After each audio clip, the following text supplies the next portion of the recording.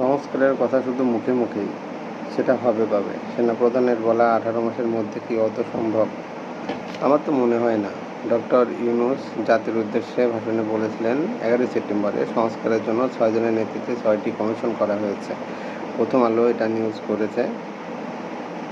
এই 6টি কমিশনের প্রধান হিসাবে কারা দায়িত্ব পালন করবে? নির্বাচন ব্যবস্থার প্রধান বদিউল আলম মজুমদার, পুলিশ প্রশাসন সরফরাজ হোসেন, বিচার বিভাগ শাহ আবু নাঈম মুমিনুর রহমান, দুর্নীতি দমন ইফতেখারুজ্জামান, জনপ্রশাসন আব্দুল মুহিত চৌধুরী আর সংবিধান সংস্কার কমিশনের প্রধান ডক্টর স্বাধীন মালিক। পরে অবশ্য তার পরিবর্তে অধ্যাপক আলী রিয়াজকে দায়িত্ব দেওয়া হয়েছে। এই কমিশনের একটা নীতি মালাও দেওয়া হয়েছিল।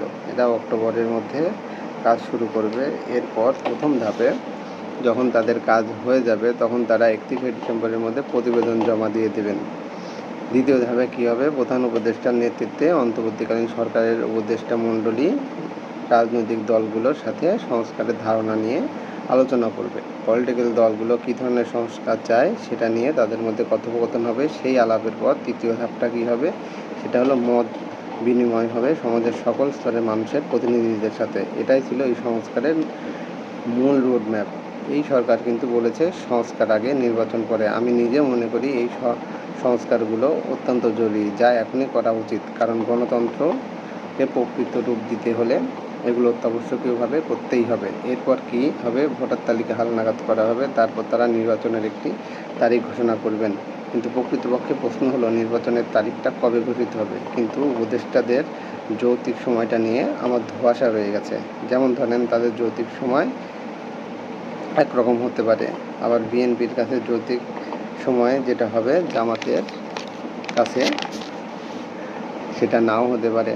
যেমন আমরা দিন কয়েক আগে বার্তা সংস্থা রয়টার্সকে দেয়া সাক্ষাৎকারে সেনাপ্রধান ওয়াকারুজ্জামান 18 মাসের কথা বলেছেন। ওনার কাছে যৌক্তিক সময় হয়তো এটাই মনে হয়েছে। তাহলে এখন প্রশ্ন, সংস্কার কমিশনের নিজ নিজ ক্ষেত্রের কাজটা কতদূর অগ্রসর হলো? 11 তারিখে কমিশন গঠন করেছিল, 19 তারিখে বসে আলোচনাও করলেন তাদেরকে নিয়ে।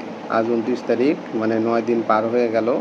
এই 9 দিনে এই কমিশনগুলোর কাজের অগ্রসর কতটা হয়েছে আমি বুঝতে পারছি না। যেহেতু কমিশন প্রধানদের নাম ঘোষণা করা হয়েছে, তাহলে প্রত্যেকটি কমিশনে আরও লোক বা সদস্য থাকবে। তারা কারা? তাদের নাম কি ঘোষণা করা হয়েছে? এখনও পর্যন্ত তো হয়নি। 11 থেকে 29 তারিখ, 18 দিন পার হয়ে গেল, তবু কেন নামগুলো ঘোষণা করা গেল না? বলেন তাহলে বাইরে 24 মাস করা হোক, সময় তো অনেক কম। এখনও আপনারা কমিশনের মেম্বারদেরই ঠিক করতে পারছেন না। কবে করবেন? আপনারা রিপোর্ট করে 31শে ডিসেম্বরের মধ্যে প্রধান উপদেষ্টার কাছে দিতে পারবেন তো?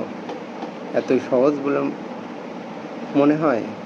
এর মধ্যেও আবার রিপোর্টের বিষয়গুলো নিয়ে বহু তর্ক বিতর্ক হবে। জোর জবরদস্তি করে তো আর চাপানো যাবে না। বিগত দিনের সময় আর আজকের সময় কিন্তু এক না। আপনারা যা বলবেন জনগণ কিন্তু তাই মেনে নিতে বাধ্য নয়।